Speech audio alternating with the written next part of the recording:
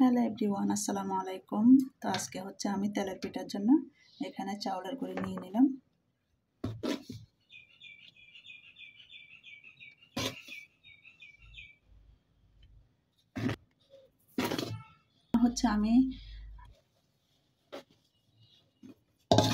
এখানে আমি চাউলের গুঁড়া নিয়ে নিলাম। এখন এগুলোকে আমি গরম পানি দিয়ে ডিম দিয়ে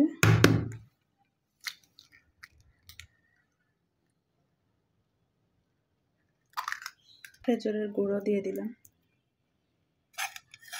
চিনিও দিয়ে দিলাম 1 চা চামচ, খেজুরের গুঁড়ো দিয়ে দিলাম, লবণও দিয়ে দিলাম। আমি গরম পানি দিয়ে দিব। এটা দিয়ে আমি ব্যাটারটা তৈরি করে নেব।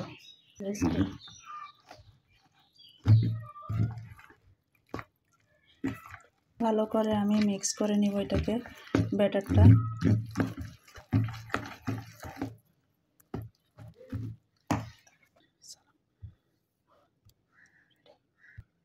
তো ব্যাটারটা তৈরি হয়ে গেছে, দেখেন এভাবেই হচ্ছে। এটাকে যত ভালো করে মিক্সন করবেন ততই হচ্ছে পিঠাটা অনেক সুন্দর হবে, যাতে দানা দানা না থাকে। কিছুক্ষণের জন্য আমি রেস্টে রেখে দিব এই খামিটাকে। তো বাসায় নারিকেল ছিল না, তাই নারিকেল দিতে পারি নাই। নারিকেল ছাড়া হচ্ছে এটা পুলি পিঠা বানাবো আমি আজকে। তো এটা 10 মিনিটের জন্য আমি রেস্টে রেখে দেব। 10 মিনিট পরে হচ্ছে আমি চলে যাব। তো আমি চুলায় এখন কড়াই বসাই দিয়েছি। এখন তেল দিব, সয়াবিন তেল। তো এখন তেলটা গরম হওয়ার জন্য আমি কিছুক্ষণ জাল করে নিব এটাকে। একটা কিছুক্ষণের জন্য রাখছি। এখন আমি দিয়ে দিব। তো একটা প্রথমে দিয়ে দিব এখন, বিসমিল্লাহির রহমানির রহিম। প্রথমে আমি একটা দিয়ে দিলাম। পিঠাটা আস্তে আস্তে এভাবে আমি জাল দিয়ে, হালকা জালে কিন্তু এটাকে করতে হবে, না হলে পুড়ে যাবে। এটা হয়ে গেছে। এখন আমি এটা প্লেটে নিয়ে নিব। আমি আরেকটা দিয়ে দিলাম।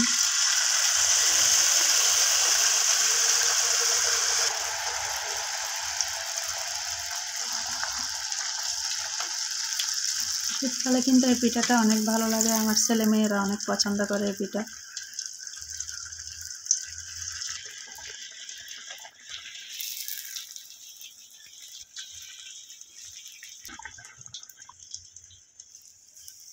এটা হয়ে গেছে, এখন এটাও নিয়ে নিব।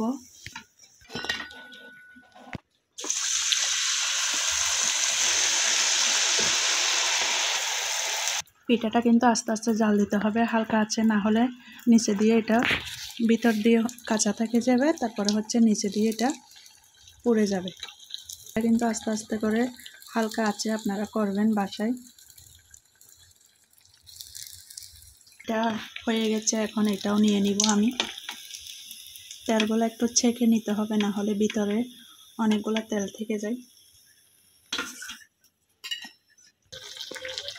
তো দেখেন বন্ধুরা, মাশাআল্লাহ আমার পিঠাটা দেখতে অনেক ফুলকো ফুলকো হয়েছে এই তেলের পিঠা।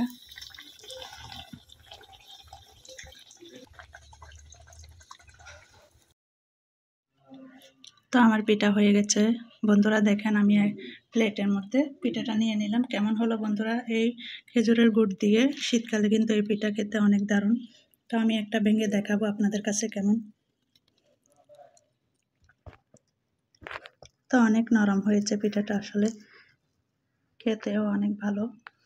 তো এই পর্যন্ত। আমার ভিডিওটি যদি ভালো লাগে তাহলে চ্যানেলটি সাবস্ক্রাইব করে পাশে থাকবেন। আল্লাহ হাফেজ।